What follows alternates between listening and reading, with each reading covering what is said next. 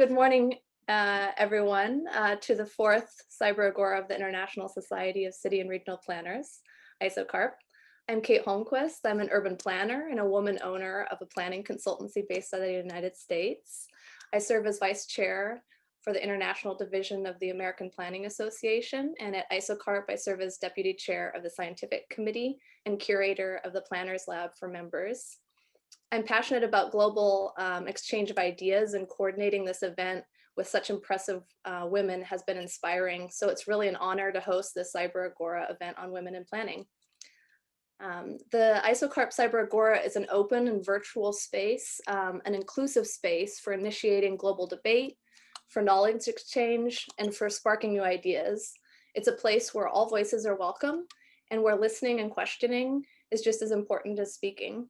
So in this spirit of coming together, I'm thrilled that between our two sessions, we have representation from over 170 men and women from over 60 countries and quite equally distributed across the global North and South.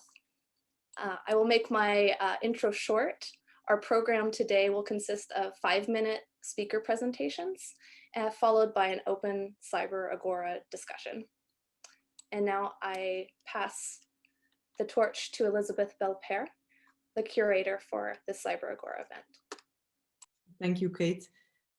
First of all, I would like to thank you very much to our second wonderful panel of speakers today and to all of you in the audience to be part of this event.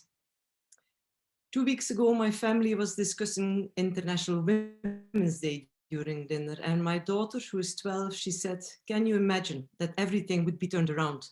Women would be leading the world. Actually, Black or colored women would be leading the world." An inspiring thought from a young teenager. And I'd like to add the question, how would the world then look like? Today, however, despite progress over the last decades, the UN estimates that gender equality in highest positions of power will not be reached for another 130 years if we continue the same pace. The COVID-19 pandemic is having disproportionate negative impact on women, and this includes women's leadership.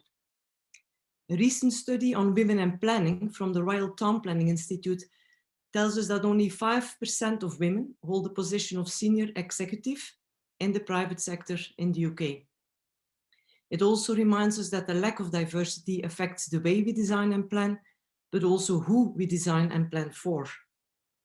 And worldwide in architecture, women are occupying just 10% of highest ranking jobs in the world's leading firms, according to recent statistics from the World Bank.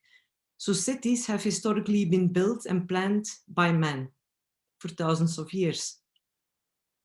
At ISOCARP's recent World Planning Congress, we had a good diversity and gender balance of planners chairing the Congress tracks. As an international society, we promote diversity and global exchange of thoughts. And ISOCARP is also on the way, moving from a club of planners to a movement around planning. And the discussion on women and planning today is such an action driven by members. But ISOCARP can also do better. For instance, better representation in the boardroom and leader positions. Since 1965, only 1 out of 17 presidents was a woman. The woman in leadership is crucial for creating responsive and inclusive environments, beneficial to all. It's also key across the Sustainable Development Goals, and critical for bringing the change needed to address the global challenges as climate change, the pandemic, inequity, fourth industrial revolution. Personally, I've been lucky and privileged to live and work in different parts of the world and enjoy the diversity of places, people, the challenges and opportunities. I've seen the power of women leaders in different aspects of planning. For example, Somsuk Bonyu-Bancha, who I met as part of work in Vietnam, she showed the force of communities, linking people system with governance system and changing the power and relationships between community and government in building the city. I experienced the strength of women grassroots groups and also how important it is to provide a safe and free space for them to share, learn, and get empowered. I've also experienced how planning affects women and what we have to be mindful of to create cities that equally empower men and women in different contexts. A few aspects: For instance, the invisible aspects of planning as security of tenure, access to land, in which many parts of the world, women are still very far left behind, and this is impacting their livelihoods. Or mobility systems, they don't reflect women's travel patterns and impact daily lives as well. And another aspect is data. No one disagrees on the importance of disaggregated data, but how well are we using it? And who does it serve? And what's the critical impact aside from quantitative data on the qualitative data, such as the lived and the perceived experience of women? How important are they in urban planning? Perceived dangers, for instance, can be much more of an obstacle to venture out for women in the public space than the real numbers show.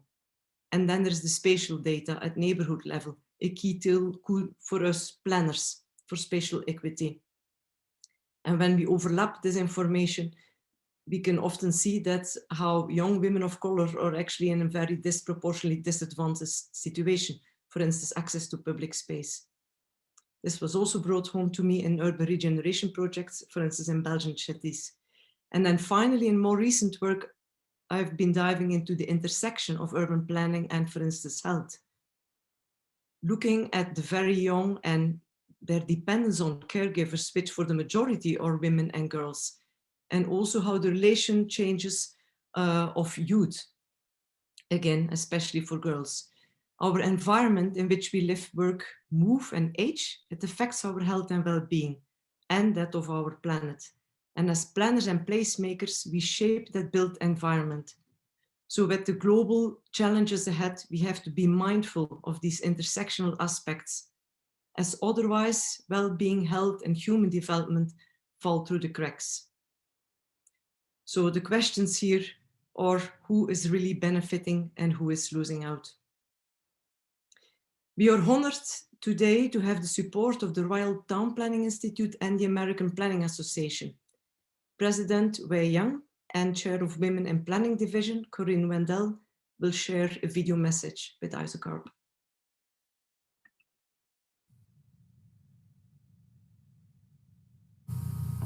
Good evening from London. I'm Wei Yang, President of the Royal Town Planning Institute. I would like to congratulate ISOCARP for organizing the Women in Planning event. I'm the 8th woman president of the RTPI in its 107th year's history. I believe women's leadership will help to accelerate the implementation of gender mainstreaming in planning. This year, on the International Women's Day, the RTPI published a new research on women and planning. We argued that mainstreaming gender issues in local policy and plans can remove environmental barriers and create communities that are friendlier to women, as well as men, children, the elderly, and the disabled. There's a huge challenge facing us to achieve this. As the RTPI president, I champion a revival of spirit for a modernized planning profession.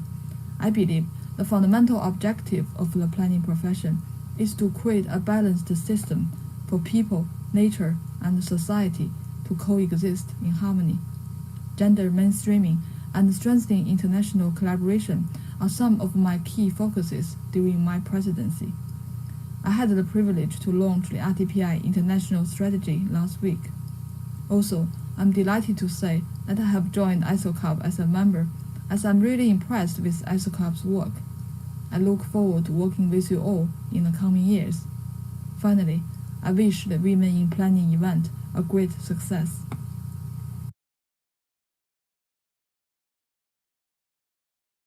Hello everyone, my name is Corrin Wendell. I am the chair of the Women in Planning Division for APA.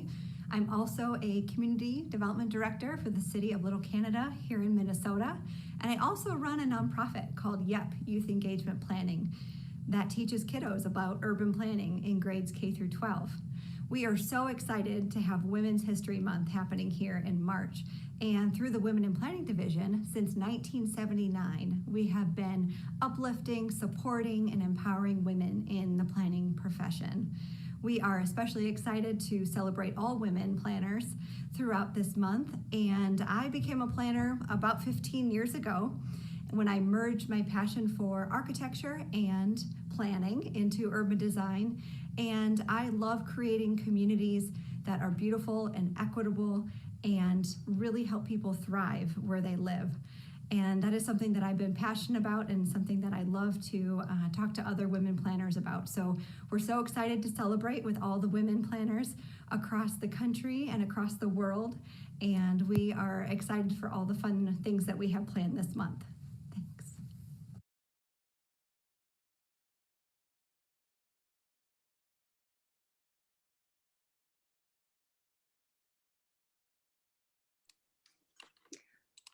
So a big thank you to our panel of women planners and placemakers. We'll move on to the presentations now, and we'll have 5 distinct personal perspectives and reflections from South Africa, the Netherlands, United Kingdom, Saudi Arabia, and the United States. Our first speaker is Shaakira Chohan from South Africa. She is architect and urban development specialist using a human-centered approach. She is also recognized for her leadership in her field as one of top 200 young South Africans. Shaakira, please.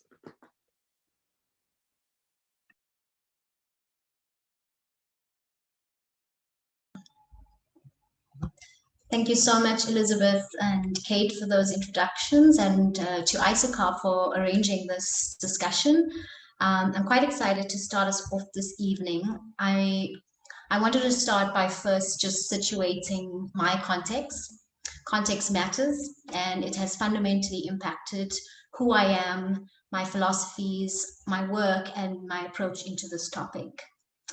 It's been recorded that in South Africa, a woman is more likely to be raped than to learn how to read. So not only is it an extreme privilege that I get to speak to you as a South African woman, but I feel that it is my personal responsibility as an urban practitioner to ensure that we get this right. And I believe that we cannot discuss women in planning without including the discussion around the women with whom we should be planning. I also think the social science of our work makes it really crucial to always include the sociological components and impacts of what we do and how we do it. And this is why I've positioned my practices at an intersection of urban and human development. In my experience in Africa and South Africa, working predominantly in vulnerable areas, placing women in decision-making positions, both from a planning and development sphere, as a professional or as a government leader, and also, and more importantly, from a citizen sphere, has shown significant impact on communities' abilities to live healthy, thriving, successful lives. By understanding that and by acknowledging and amplifying the agency of women, we were able to increase a community in Johannesburg's resilience by 1,200%. By celebrating and by imbuing this project guided by the values and qualities of the feminine, we allowed voices that were previously shut down, silenced, or disregarded to actually come forth, change the narrative, and change the course of the community, and emerge healthier, stronger, economically, environmentally, and socially more viable and more successful.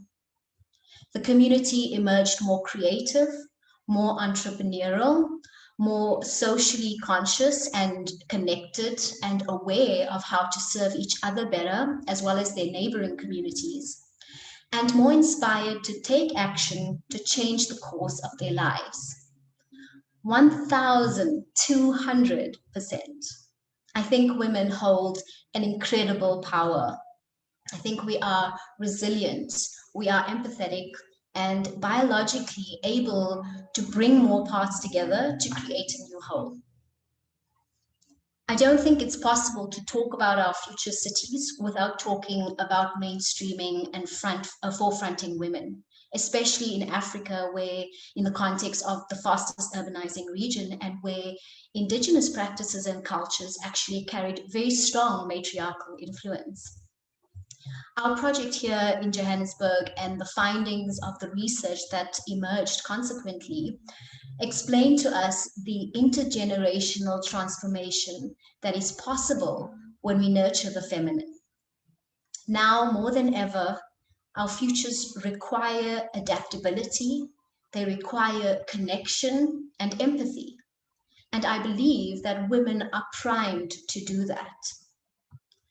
I make this distinction between women and feminine because I believe that there is an aspect of inclusivity, diversity, and representation which is fundamental to this discussion and which is embodied in the word women. But I think that it would be a sorely missed opportunity, and it would be tangibly felt, if not already, if we did not also include and embrace the equally important feminine qualities, feminine values, feminine approaches. And by no means is this a way of excluding or isolating our male peers or colleagues, because I think that embracing these qualities and approaches and values is about bringing it into our societies at large to create more balanced human environments that can coexist with the feminine mother nature. I want to leave you with a saying, or rather end with a saying that we have in South Africa, which is Womandla. It's composed of the words women and amandla. Amandla is both a Zulu and a Xhosa word, meaning power or strength. So Womandla, power to the women, women power. May we all reclaim our own powers. May we all reclaim the power of our cities, our communities, and our societies by allowing the power of women to lead us and to shine through. Thank you. Thank you for that powerful presentation. Our next speaker is Marianne Lefever. She is a healthy city design expert and working for Pusat Maxwan Spatial Strategies in the Netherlands. Hi, Kate. Thanks for the intro. And thanks, Shaakira, for a very inspiring talk. When I wanted to share a little bit from my own perspective or my own experience. When I saw this the post for this Agora, I thought about what does it mean to me to be a woman in planning or in urban design? And quite soon I realized that, yes, I am a woman in planning, but I was actually trained as a male designer. So it doesn't really make a difference if we don't change the education system. It will make a difference, but it might not make that big of a difference if we have more women in planning, because we are all trained in a certain thinking pattern, right? Like I remember when I was in university, there were no courses on user experience or inclusivity or diversity. I even felt like the user was underrepresented. We were taught to design cities and buildings for a certain budget, for infrastructural demands, for different criteria, but not for the essential user who would actually use the space that we were designing. And even if in my education that user was mentioned, it was mentioned as the user or the citizen, and it was, we were taught to think about it as one archetype of person who would use a space or would live, work, and play in a space. And I went on being a woman in planning for a long time before I actually realized that. In all honesty, it wasn't until I became a mother that I realized I looked at city design in a very male perspective. And I don't mean a man's perspective, but a very rational, structured male perspective, as opposed to how you so beautifully put it, Shaakira, the feminine or the female side of things. And it wasn't until a good friend of mine asked, what kind of city would you like your daughter to grow up in? That I realized I never thought about it that way. I never thought about city planning from the perspective of anyone else than either my own or the user or the citizen. And so the years passed and I started venturing out and specializing more in healthy city design. And I just realized that there are so many different user groups in different ages, different cultures, different genders, and everyone has specific demands. But there is something that connects us all, and it's that healthy city that Elisabeth was talking about in the beginning, that I think that we need to transform our education in a way that we focus on what's the baseline that connects us all, that we all want, and then a good emphasis and attention on what are the specificities, what are specific needs for women, for instance, what are specific needs for men too, what are specific needs for parents. My needs as a city dweller changed quite drastically when I became a mom.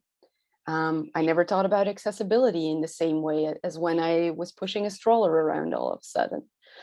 So last week or 2 weeks ago already, when we did the International Women's Day at our office, we did a campaign on inclusive city design. And we were actually looking into universities that have a course on inclusive city design. And it is a very, very hard thing to find. Here in the Netherlands, TU Delft has one.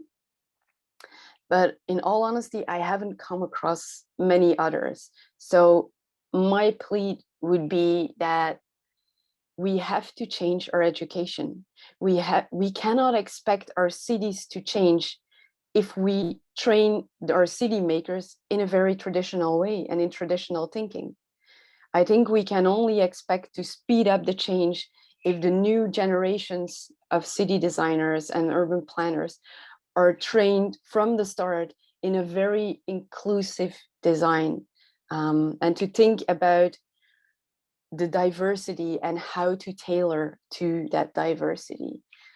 So I think that for me has been an eye-opener over my years in planning. Yes, I am a woman, but I was trained as a male designer. Thank you very much, Marianne, for bringing a very different aspect to the topic. Actually, and it's very important because that's where a lot of the thinking also starts, how we can bring change. Our next speaker is Helen Fadipe. She's director of FPP Associates and founder of the BAME Planners Network. That is the Black Asian Minority Ethnicity Network. And she's also in the advisory board of the RTPI Women in Planning. And this year also nominated as Women of Influence 2021. The floor is yours, Helen. Okay, thank you very much. And, I really feel that I'm privileged to be addressing such a wide audience on the issue of women in planning. The focus I want to bring into this discourse is on diversity. And that is because I live in a multiracial, multicultural country, which is the United Kingdom. And so the problems that are faced by women, especially women from the Black, Asian, minority ethnic groups, differ much from others. I'd like to start by just highlighting an incident that happened on March the 3rd. I'm sure you all would have read or even seen it on the news. Sarah Everard was kidnapped and killed while undertaking a relatively short journey by foot. Her death has indeed shone the spotlight on women and the safety of our public spaces. While the discussion we are having here today cannot bring back Sarah Everard and the countless women killed while using public spaces, we can continue to work towards a more inclusive and diverse planning profession that takes into account the need of women in placemaking and public realm regeneration projects. As you all know, inclusion is at the heart of the new urban agenda and thus sustainability. And so it's important that planning, that the profession is reflective of the communities itself. We need more planners, especially in the UK, from different backgrounds, to come into and advance within the profession. The speaker earlier, I think it was Elisabeth, she talked about women in leadership position. Right now in the UK, that is not a very diverse, it's not quite diverse. And it's important that we offer this opportunity because a diversity of perspective and skills will strengthen and support government plans and initiatives to create great communities, livable and safe spaces. As a Nigerian-born British town planner, I stand in the intersectionality of race and gender. And my experience working as a planner in the UK is lived in and experienced through those lenses. The way I carry out my job is influenced by my gender and is influenced by my race. I can't separate the two. So this is my everyday reality, one which I embrace, and it is from that position that I engage and collaborate with others to bring about change. According to the recent RTPI study on women and planning, the UK has taken a big step back from gender mainstreaming, adopting instead a broad equality mainstreaming approach, which, even though it looks that it's justified, is it really achieving what it has set out to do? The RTPI in itself, as an institute, is making great strides. We see that the RTPI assembly now has more women than ever before. A call was made in 2018, and I responded to that call because they wanted a diverse representation. Now there are more ethnic minorities in the General Assembly, and there are more women in the Assembly. The RTPI has also launched the Change Program. I won't go too much into that because it's available in the website. And that Change Program is going, hopefully begin to forge ahead in making sure that gender-related issues are taken more on board, including other diversity and inclusion issues. The Black Asian Minority Ethnic Planners Network, which was mentioned earlier, we funded it last year because of the continued bias experienced within the profession. And so what we are doing is working collaboratively with various organizations to increase visibility of BAMEs within the profession and to enable them to progress. So whilst we are talking about gender mainstreaming, it starts with those who have to do the plan. And so I would put to the audience that framing the term women in planning is important in setting a direction, not only of working and progressing within the profession, but of influencing planning policies and practices and advocating gender mainstreaming. Within the terminology and gender referencing, there should be an understanding that there are differences in how women from different ethnic background experience and use space. It is important to recognize that the UK is multiracial, and many women in the UK are in the intersectionality of race, gender, and other physical and non-physical characteristics, such as neurodiversity.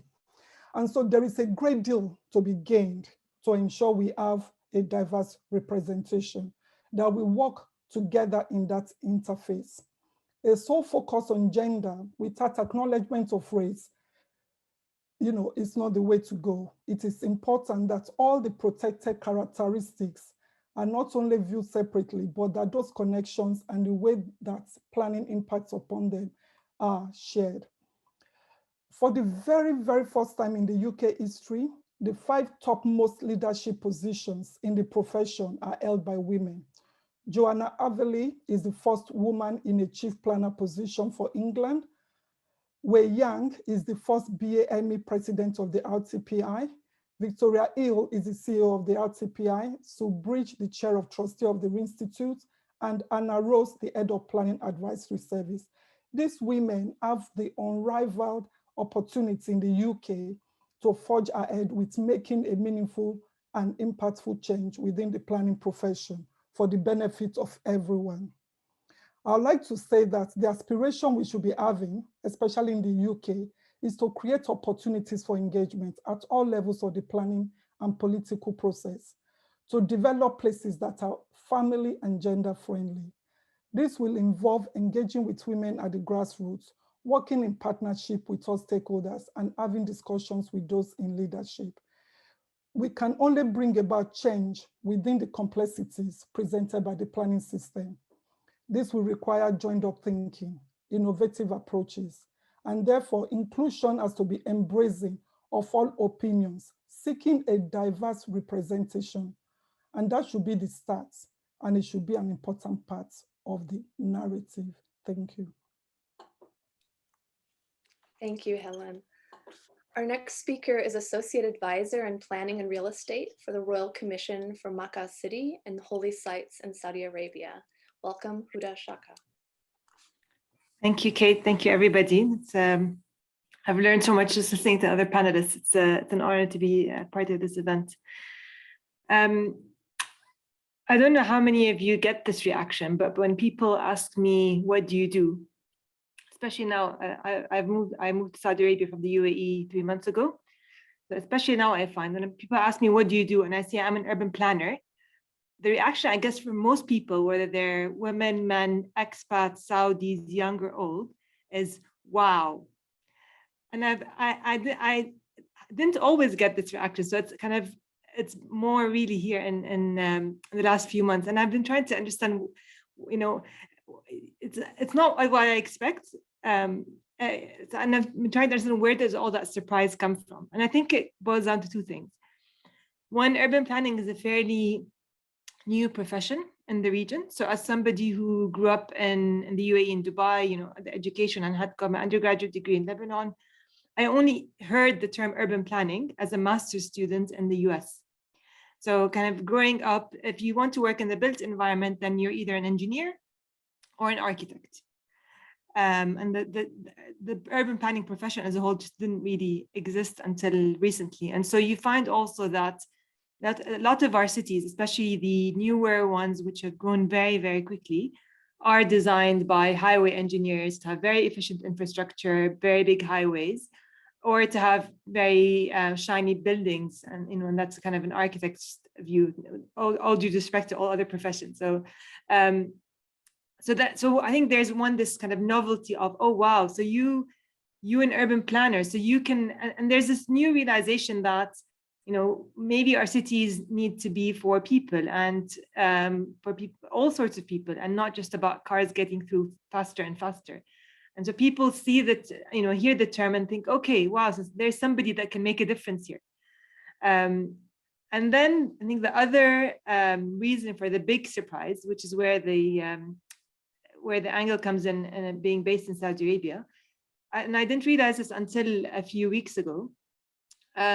As a woman in Saudi Arabia, you didn't have the option of being an urban planner.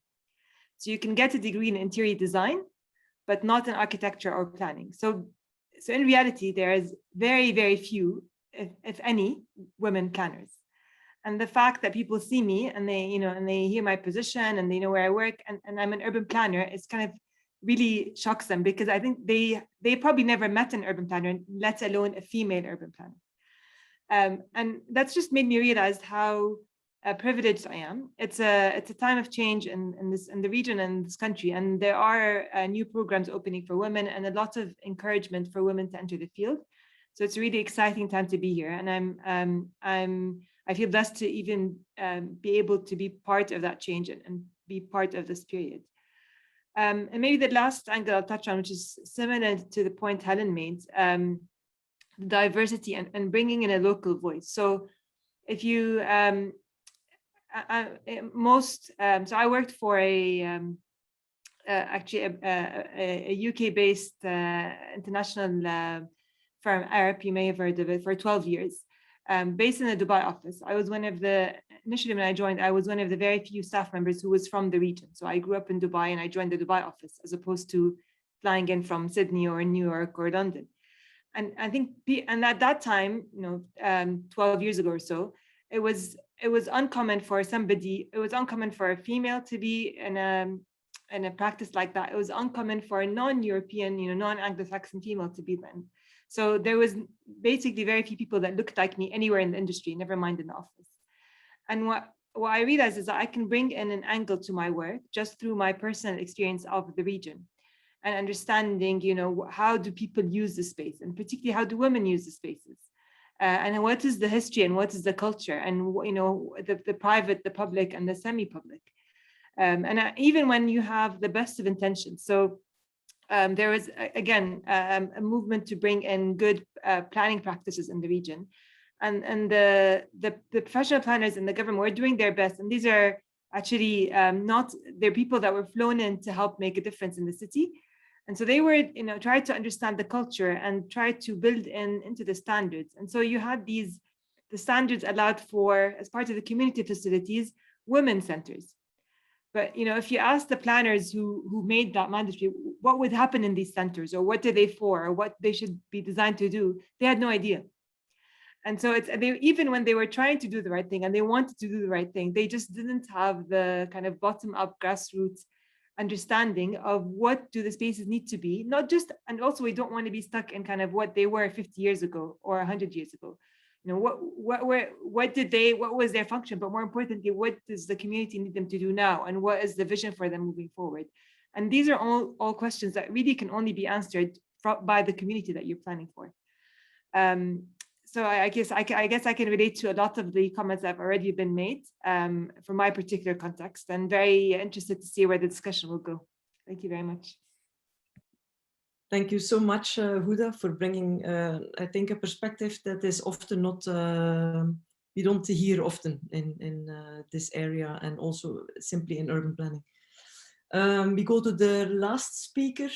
Geeta Mehta, she's adjunct professor at Columbia University and also founder of Asia Initiatives and co-founder of URBS.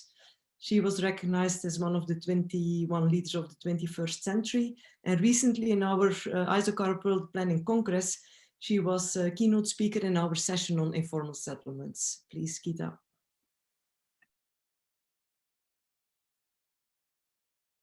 You have to unmute yourself, I think. Yeah. Thank you so much. This has been such an inspiring morning, listening to all of you, Huda and Shaakira and everybody. I'm just really, really happy to be in this group. And I actually come from a position of a lot of optimism about the profession. When I went to school, there were 4 women in a class of 25. And now when I teach at Columbia or I lecture in universities in India, there are many more women than men actually in the class. So that makes me very, very optimistic. But the truth is that a lot of women drop off, to have children or for some reason. And then it used to be that you couldn't come back, but that's changing now. And I think COVID is actually changing that even more, because so many people have gotten used to working online and remotely. And that kind of fits the lifestyle of women even more. So I'm very hopeful that in future, women will not drop off because they're having children or something, but they will find ways. And I think it's becoming more acceptable in the profession to do that.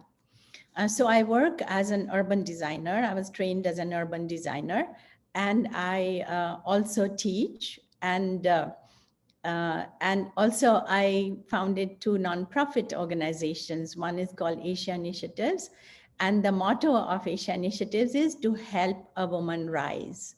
And we do this in several ways, in helping with education, with livelihoods, with education support, and many, many different ways. So that's one. And the other one is URBS, user-generated cities.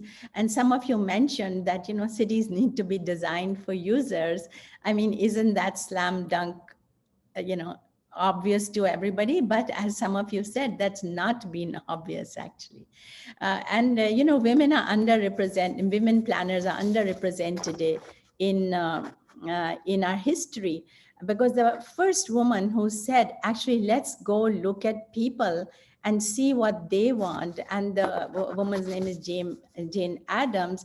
And in Chicago in 1889, she was one of the first people who said, let's go survey the people, let's go talk to the people and see what they want to do. And, you know, not many of, you know, people have even heard the name of Jane Addams. Similarly, to put the kitchen in the middle of the house, you know, it's not really Frank Lloyd Wright, but it was a bunch of women, you know, working who did that. So, you know, we need to be more representative about women planners in history. But I think going forward, it's going to be, you know, much more presence of women planners and their impact. Working with Asia Initiatives, why did I even found Asia Initiatives? I was a planner, you know, working as an urban designer and an architect, but I felt that, you know, the profession did not really understand what's happening on the ground, especially with women. So that is the reason that I founded Asia Initiatives. And for a very long time, I thought, okay, I'm wearing two hats. Sometimes I'm an urban designer. Sometimes I'm the you know, a founder and leader of a nonprofit. But very happily, that has come together, because as part of Asia Initiative, my big research and my speaking and all and writing is about social capital. Because I think we have, you know, so many problems in the world actually come from the fact that we have started to measure everything in money, and we neglect social capital and ecological capital. That is why we are on the edge of disaster, climate disasters. And that is why so much of, you know, there's so much inequity in cities you know, ignoring the needs of large parts of the population, whether it's women, whether it's older people, whether it's the poor. You know, I live in Manhattan and I look out of my window and, you know, the kind of real estate that's happening, which is totally money-based, is actually pushing out all the people who make the city so great, right? So the firemen and the nurses and the teachers, they can't really afford to live in Manhattan anymore. So why is that? That's because we don't have a holistic point of view of what planning should be. So my big spiel that I write about and I speak about is that we need triple bottom line accounting for every urban project. That every urban project, before it is approved, needs to be, you know, show what is their financial impact, ecological impact, and social impact. I actually serve on the advisory board of the mayor of New York for the waterfront developments. And I bring that to the table, that we really need to start thinking in different ways. And also at Asia Initiative, I developed the social capital credits, the community currency for social good. Because every time I talked about social capital, people said, oh, well, how do you ever measure that? But I go back to 1970s when we started to talk about the environment, and people said, oh, well, how are you ever going to measure pollution? But now we know how to. So I think social capital is about there right now, but it's changing. And social capital credits, which is the community currency for social good, which I developed, actually tries to help understand and recognize social capital, because so much work the women do all over the world is actually unpaid work, right? They get no credit for it. I talked to women in villages in India, and you know, what do? They take care of the children, they cook, and then they go work in the field for 8 hours and come back and do everything all over again. But when I asked them, what do? They said nothing. When you ask the man farmer, what do? They'll say, I'm a farmer. But woman will say, I do nothing. They sleep 5 hours a day and they're working all day. So social capital credits are community currency for social good. We said it's very localized. And people set up their own SOC earning and redeeming menus and they choose, and it's always prioritizing women. They choose what they want to do to help their community to earn the credits and to spend the credits on themselves, whether it is education or skill empowerment or so on. So why do I do all these things? Because I think to be a planner just at a very high conceptual 30,000 feet level is really not enough. You need to get down to the ground. You need to really understand people and develop ways that you're going to empower people. The other good thing in planning is that it's no longer silos. I think it's changing. It used to be just silos. Like Huda said that you were either, in Dubai. Actually, I've spoken in Dubai several times. And one time I was in Dubai to speak at a conference, and my hotel was in one side of the highway and the venue was on the other side of the highway, but I couldn't walk across. In a taxi, it took me like 30 minutes to drive around to get across the street because the city is designed by highway engineers and so where's urban design, where's planning? So fortunately that is changing. I think planning profession is recognizing that we need to have more, anthropologists and health professionals, especially in COVID, that became very clear. And, women definitely have this empathy muscle, right? Women have this empathy muscle, which helps us to see the issues in a more holistic way and then address them. And anyway, I think that, I think somebody already said that women have the ability to multitask. And planning is all about multitasking. You're seeing influences from here and there, and you're cooking them up into, into a solution or into a plan and so on. So I think that, that's the direction. But I have to say, I mean, I'm not, underplaying the fact that so many women who may start their education in urban planning and urban design later on drop off. And I think that really has to change. And as a professor, I can definitely tell you that education is going to be changed. Was changing anyways, but COVID is going to be a big shock that's going to change it. And, in our universities, we are talking about lifelong learning and stackable degrees that Thank you so much. I'm sorry to interrupt you. I just want to No, I just finished. So thank you. Thank you so much. Thank you to all of our speakers. And I want to quickly ask us to turn on our video so that we can take a group photo now so that we don't have to interrupt our discussion session that will start next. Thank you for joining us with video.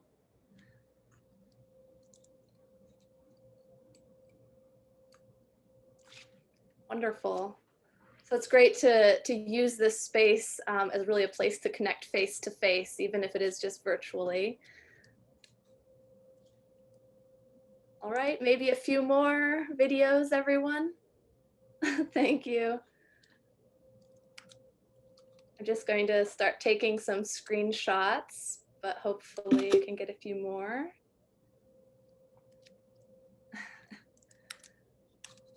All right, hello everyone. I'm taking a few shots here. Thank you for joining. All right, 1, 2, 3, and the last one here. Thank you. I'll take one more. I keep getting more videos. All right, thanks so much. All right. So now that you have your videos on, please feel free to leave them on. We encourage it. We'd like to move to our open Cyber Agora discussion. We will start with 2 questions. We received some wonderful questions at registration from you all. And then we will move to a moderated session with our moderator, Saren Giambazu. You'll see her over here. She'll be taking questions from the chat, but we also encourage you to raise your hand using the raised hand function, and I'll be paying attention to that, and we'll invite you to speak live and ask a short question, make a short comment, so that we can really have a nice back and forth and discussion here. So without further ado, I'm going to start with that first question. we've talked a lot about the planning profession, but also the, gender in planning and sort of that intersection and that relationship. And so the question we have today is, should planning be gender neutral or gender specific?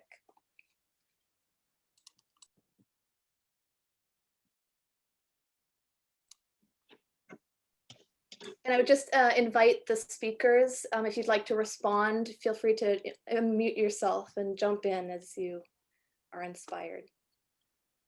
Yeah, sure. I'll kick it off. I think that's a very good question, and I would definitely say it has to be gender specific in the sense that we cannot bypass the fact that different genders have different specific needs. We did a survey online recently and we got massive responses from all over the world. And the question was, what would a city designed for women look like? And the conclusion was that it would not change, it would not look so different from what a climate adaptive, inclusive, healthy city would look like the pictures we see emerge more and more. But there are some specific things that we cannot get around. And I noticed in our company that we kept calling them stereotypical, but they're not, they're just typical because they are specific to our gender. Things like, yes, we do need enough public restrooms. It is very important to us. We need streets to be very well lit at night because safety is a different experience for a woman than it is for a man quite often. So there are just things that are different. And I think if we play it too much on the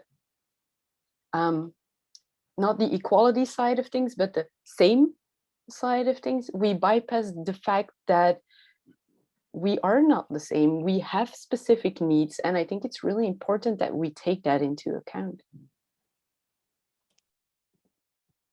Okay, I would like to also contribute to the discourse. I'm of the view that it should not be solely focused on gender planning because the question is very, very broad. What you ask is, should planning be gender neutral or gender specific? Planning in itself is a very broad profession. And I believe that rather than focus solely on whether it should be gender specific or not, the focus should be more on inclusivity and equality. And I believe that when we begin to look at things in terms of whom do we have around the table, whom are we involving in the discourse, we will then be able to capture the needs of everyone, including women. However, if we are then saying that planning as a profession should be more gender focused, I also understand that perspective that if you try and meet the needs of women, you are more likely to meet the needs of everyone. On the other hand, there are other hidden issues that people may not be aware of, such as neurodiversity.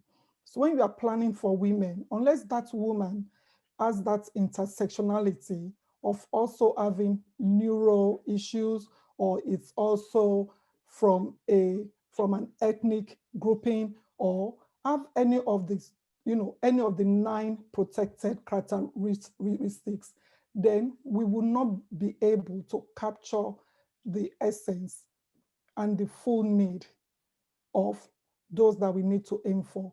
So I would rather have a planning profession that is inclusive and is striving to be more diverse and as well as being more equal. And so it's taking on board the views of everyone and planning for everyone. Thank you.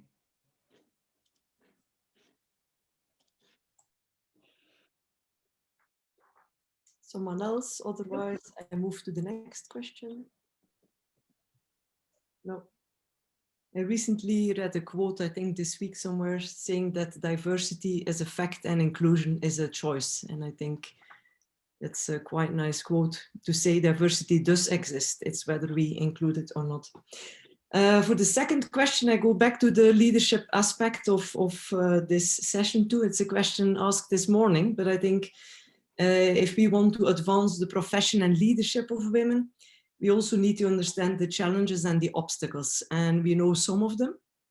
But since we have a very diverse panel, it is always interesting to ask this obvious, simple but important question: what are the obstacles or the challenges to advance women in planning and leadership?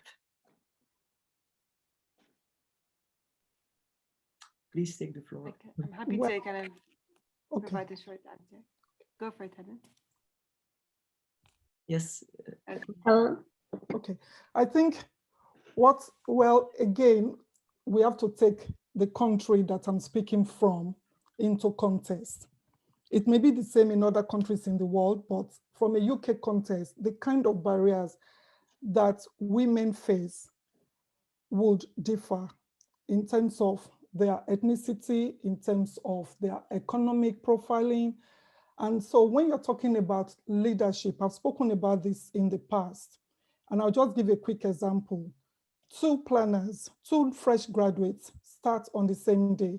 In this instance, let's assume that they are both female, a white female and a female from an ethnic group. That white female is invited to lunch. Everybody goes around, oh, it's nice that you've joined us. One of the senior officers take that person under their wings and begin to mentor. The black female, on the other hand, is not as welcomed, is not even invited to those lunches. And then let's even now add to the question, a male. The male gets invited to the pub for drinks after work. Many women don't have that luxury or being able to go drinking after work, either because they've got families. It's in these informal circles that mentoring often occurs. And that again then goes into the way that caseload or projects are located. Invariably, an opportunity comes for a promotion, and these 3 people are being then asked to sit before a panel of interviewers. Whom do you think is likely to get the job? Who has been groomed? Who has been mentored? Who has been coached? And so when we are beginning to talk about what affects leadership, there is a glass ceiling that exists, especially in the UK, whereby women are often held back, and then more so women of color.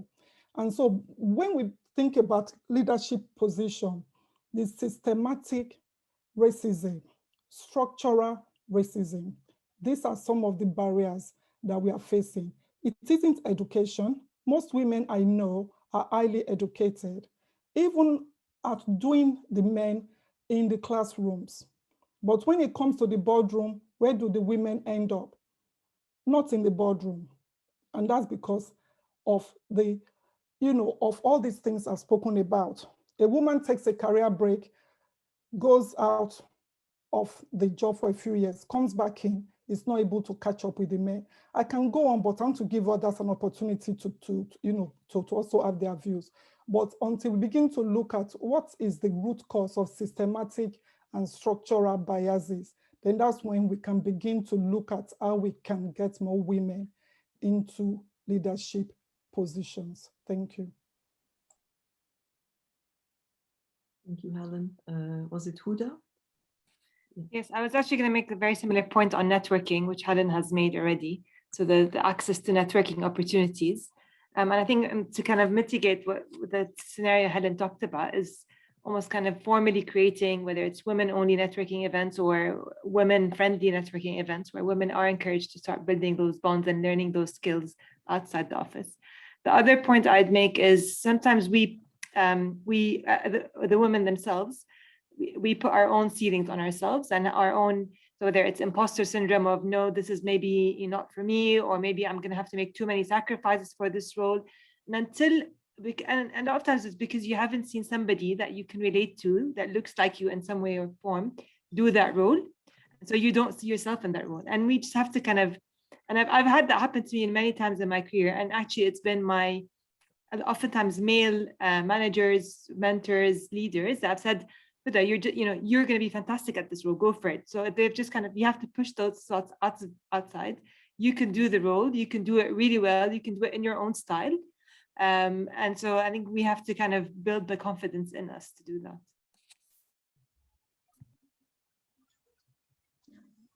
I just wanted to add from my perspective as well.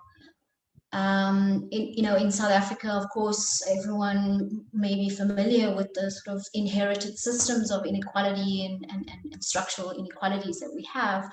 And part of that process has been about employment equity strategies that allow both people of color and women to occupy positions, which I think is a very commendable attempt.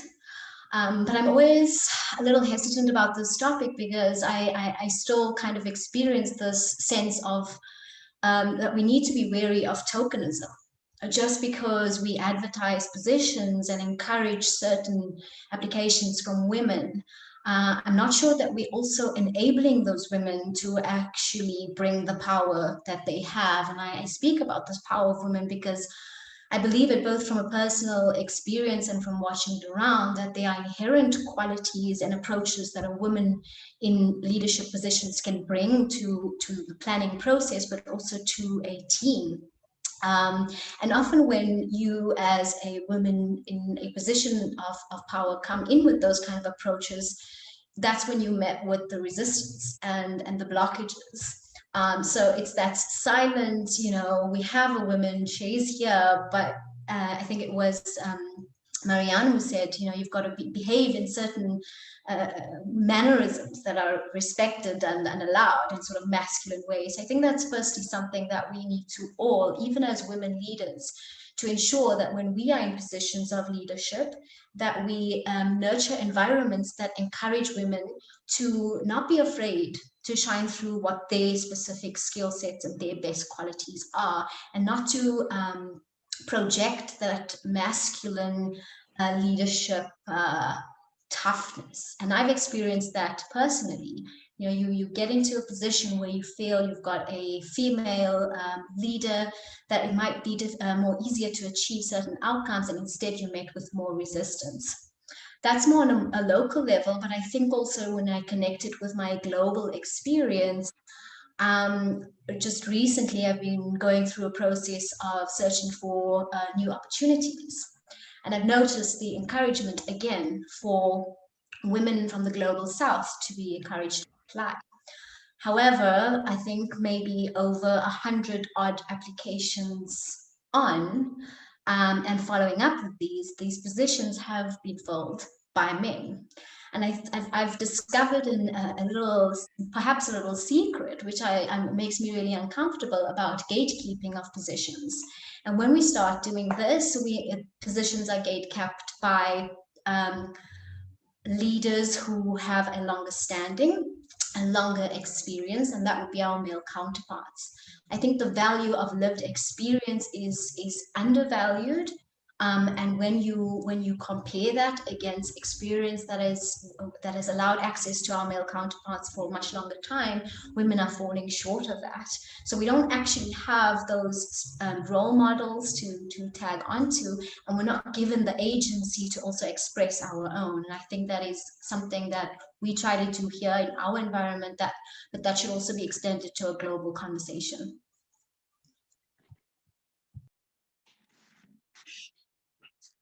Thank you, Shaakira. I would want to pose one question from the chat, which I think is for all the panelists here. And it can be also some stories that you have, not only the question. I think we cannot be what we don't see. So I think the more of our own experience will bring much more into the discussion. So Corrin says that in their Women in Planning division in the US, they have focused on gender parity and closing the gender pay gap. And she's asking what are others doing, or what are the resources available to help with having women being paid equal to their male counterparts, or I would add to be recognized, or I don't know, awareness being raised to their work. Maybe I can start with that. I think there are several good issues brought up in this question. And one is that to see yourself in that role, to have role models you can actually emulate. And I think that in the literature and the history of planning, women's role is really being neglected. And I think that is being corrected now. Even on Wikipedia, there are so few women compared to men in the planning profession that are there.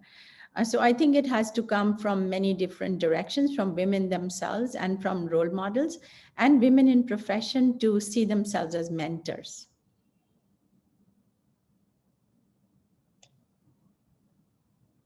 Someone else that would want to add something?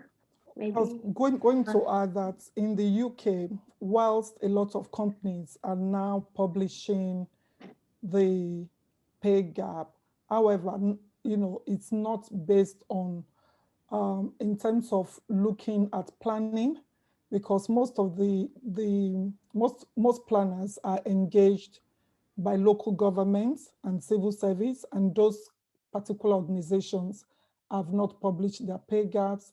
And I'm not aware that any of the big planning firms have actually published their pay gap. In terms of what we are doing in the UK, I know that Women in Planning, which I'm on the board of advisory, we are trying to push for that to be published so that it's much more evident. In terms of disparity in the industry, definitely, even though we haven't got the hard evidence, it's still clear that because of the time a woman might take off to go and have a baby and come back into the industry, she may lose ground. And so someone who just started planning maybe a few years ago, and I'm aware of this because I have people that talk to me all the time, finished school, is male, just 2 years experience is promoted above women who have even decades of experience, who are even doing job at a higher level. And that's because of the perception that that particular male planner is a go-getter. And so women are discriminated against in terms of not getting the promotions that they rightly deserve, even though they are doing exactly the work at that level, but they're not given the position, the title. And so when we're talking about pay gap, it will be interesting to look not just at the title of the jobs that people are holding, it will also be important to look at the context. What level of work are they doing? So it's all those hidden information that will really bring out that disparity. Because if you're trying to compare senior planner to a principal planner, you might say, yes, they are, that it's more or less the same. But if that female with the title senior planner is doing the job of a principal planner and has 20 years experience, and the male who is doing the principal planner role has only 2 years experience, then it's quite clear that there is a disparity. So when we're talking about looking at data, the story behind those data, it's quite important. And so it's not just about apples and pears, but exactly what's behind that data so that we can begin to bridge that gap. Thank you. I want to take a question or a comment from Jonas. Yes, hello. First of all, I'd like to thank the speakers for joining us today. I'm ISOCARP staff, but I hope it's okay that I'm also interfering with a question. I'm ISOCARP's communications officer, and in the past I've been quite interested in and have done research on the intersection between language and urban planning, and how the language we use to speak about cities strongly contributes to the inequalities within cities. And I feel like that the language that we use to speak about cities came up in various different interventions, whether that is in the way we educate our planners. Helen mentioned that we need to think about how we frame the term women in planning. Marianne was speaking about a specific user. What do we associate with that word user? And yeah, I think in also different instances, language has been indirectly relevant in this discussion. And so I was wondering what your thoughts on this are, whether you agree with me, and if you see that maybe as a certain entry point to create some positive change.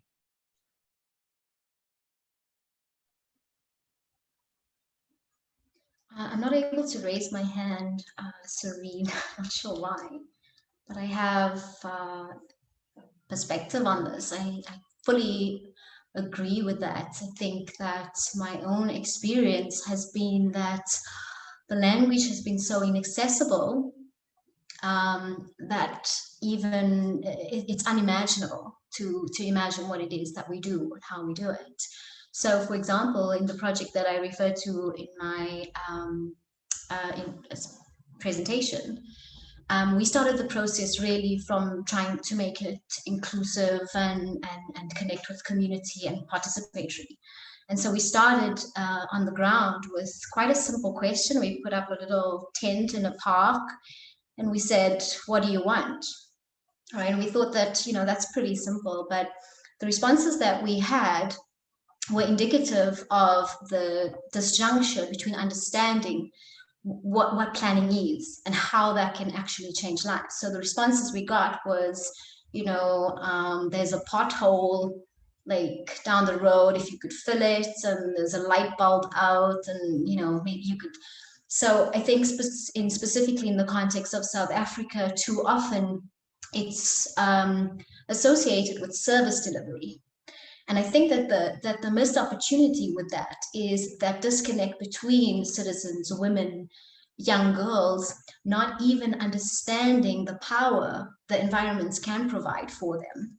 So seeing urban planning and urban environments as a service delivery component from your local government means that it's hands off, means that there's a disconnect. And I think that that has a sort of domino effect even from accessing the opportunities of career. There are girls in areas that can't understand that this could be a feasible, creative, and passionate path that they could follow because they see it as something that is to do with politicians. And so changing that language from our side, engaging with this community, helped them imagine the environments. It helped them imagine that as a woman, oh, okay, so you're saying that this little corner where there used to be like drug dealers and all sorts of gang-related incidents can actually be a space where now I can sell my home-produced goods. And I've had, through the research, women actually explain how that changed, that firstly seeing that power of the change in safety, of the change in the social dynamic, and the translation, as I think Dr. Geeta was talking about social capital, the translation into social capital was so powerful that it empowered women in ways that they didn't even realize was available to them. Some of these women now run landscaping companies, they do waterproofing, they do heritage tours and placemaking art interventions. So suddenly there's this entire language that's been accessed. And I think that it also opens up not just the opportunities of environment and planning, but the opportunity of the profession and the role that women can play in it.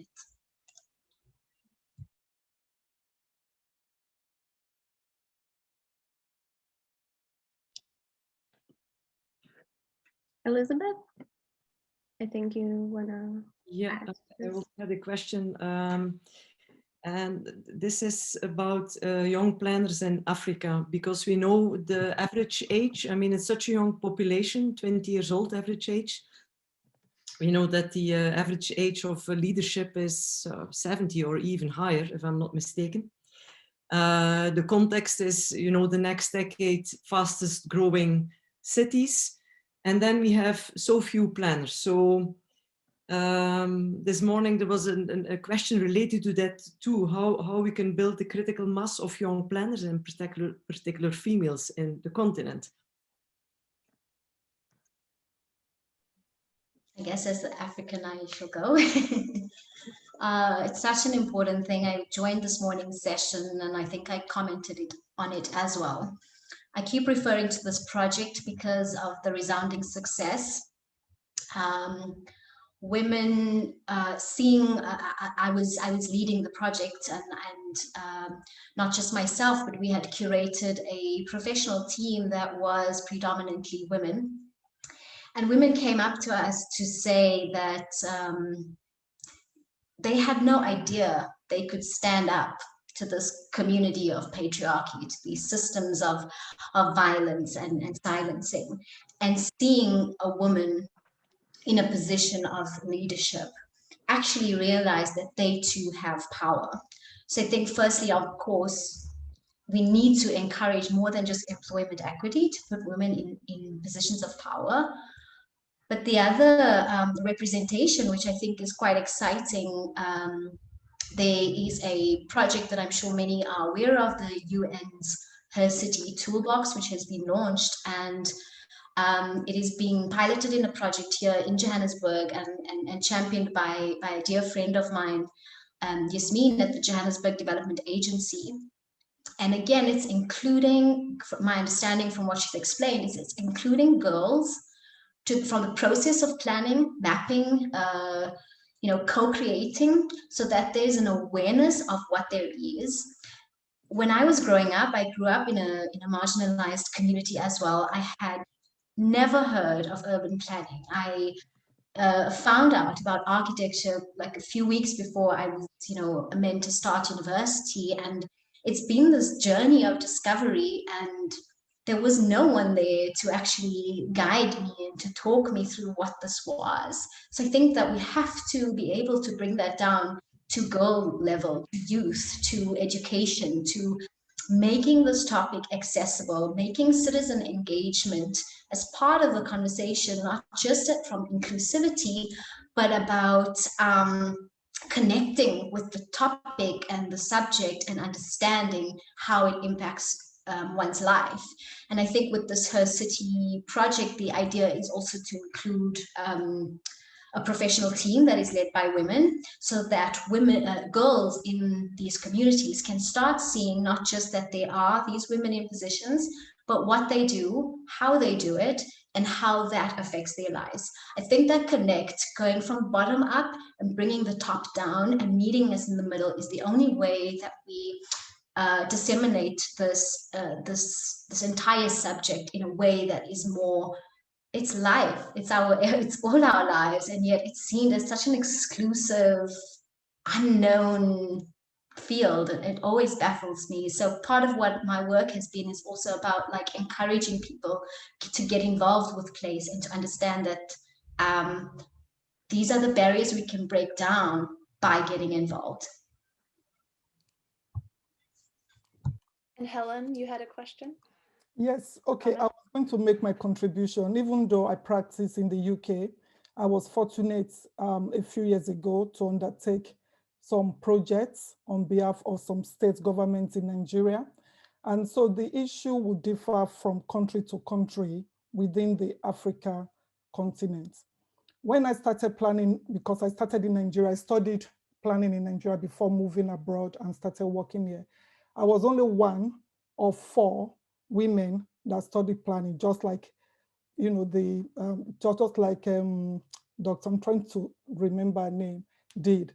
However, when I went back to Nigeria in 2009 to do this project and 2010, there were more women within the profession. So the problem is not about getting people to study planning, especially in Nigeria. The problem is about lack of employment opportunities. There were many people who have studied planning, but who cannot find a job within the profession. And that is because the government is not taking planning as a priority. And so when you compare a country like the United Kingdom with the number of opportunities to be a planner, to work within the industry, even at times we have shortages of planners. And that's because it's taken as a priority. So when we are talking about opportunities for women to get into planning, the first thing is, do those opportunities exist? If they should study planning, will they get a job in planning? And so the first issue for a country like Nigeria is tackling the unemployment issue. And then we can begin to talk about government putting more resourcing into planning, creating more job opportunities in planning, and then we can begin to see the flow of women moving up in planning. But at this time, it's more about opportunities. And Elisabeth, please share your comment. Okay, I'm sorry, my hand is still up, but I can just add to this maybe that when I studied There was a change of legislation and also about requirements for cities and regions, what type of planning should be developed. And there was a whole paradigm shift. And with that shift came the need for governments to establish certain visions and structural plans, and therefore they would need planners, and they weren't enough. So at that stage, at university too, there was a whole change of paradigm in the studies. And when we finished, there was a shortage of qualified planners. So there was this kind of transition period where you could already be in the job, and during the first 3 years of that job, you would have to prove that you get certain degrees and certificates. But that's indeed the opportunity created. In fact, we don't have the national level, but by the regional level in a country, legislation, and then the profession for it.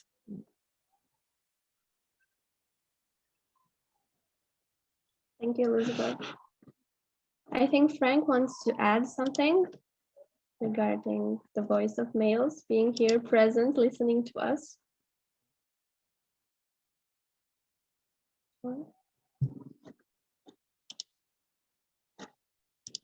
You're muted, Frank. Yes. Now you can hear me. Yes. Well, thank you so much.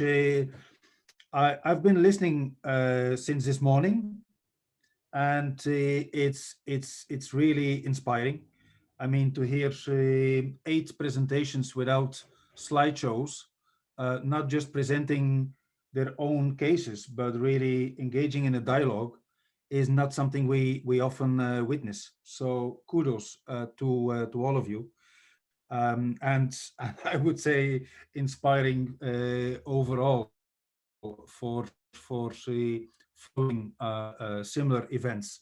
You know, the topic is certainly very close to my heart. Christina, also in the room, with whom Elisabeth and I work together in the Kosovo program, we all know how important it is.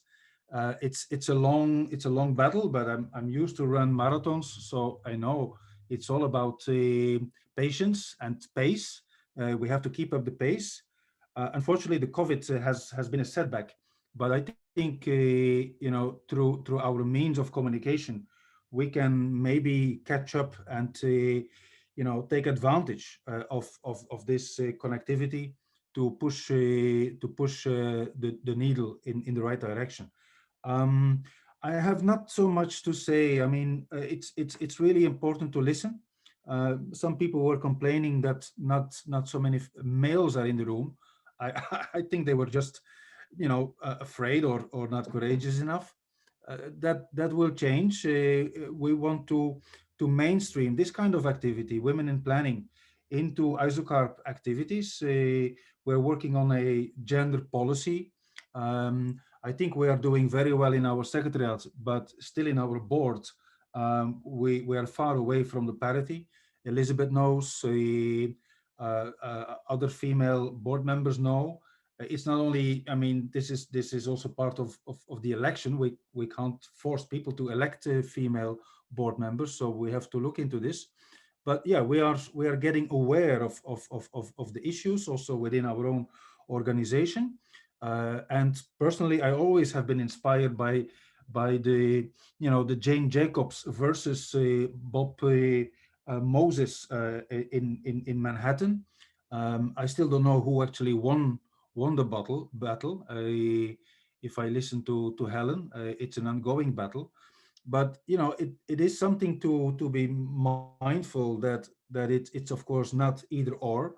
It has to be in collaboration, but there must be a much better balance between this kind of hardcore engineering, monetizing approach and the soft, you know, community approach. There must be a much better balance, and I think that this session is certainly contributing to it. So, thank you to all. Thank you to all the speakers, and also thank you to the people behind the screens, the screen, like Anna Klimchak, who is helping us on these activities, and unfortunately who will leave us. But I'm sure you will take a lot of strength also from this session. So that's all I want to say. Thank you so much, and I hope to continue very soon. Yes. And I think on that note, thank you, Frank. It's a nice note to close on, sort of acknowledging the importance and also bringing up the word change. And we heard it really clearly, and I was excited to hear the call to action this morning.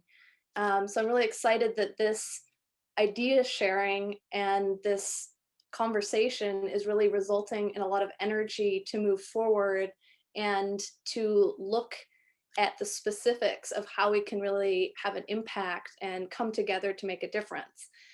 So on that note, I want to just confirm that both the morning session that was recorded and this session that was recorded will be made available on the ISOCARP Cyber Agora webpage. And you will also find the speaker bios of all of the speakers from both sessions there for your reference. And in addition, because we want to really harness the energy here today and to keep the conversation going, we will be reviewing, and I will be sort of diving into sort of the transcript and what was said here today, and capture that in some notes and a summary that will be available on that same page. Also, ISOCARP is dedicated to moving that conversation forward.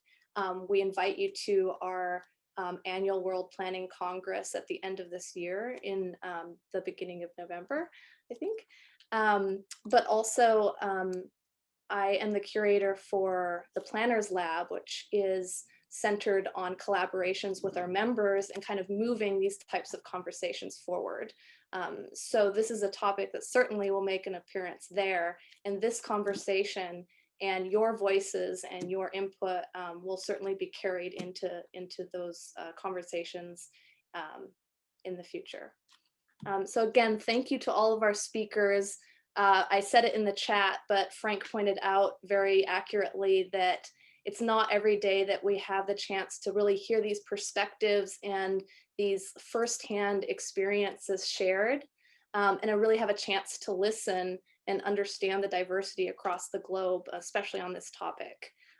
So thank you so much, and thank you for everyone who joined us, men and women both. Thank you. Thank you to the organizers. Thank you to all for your generosity.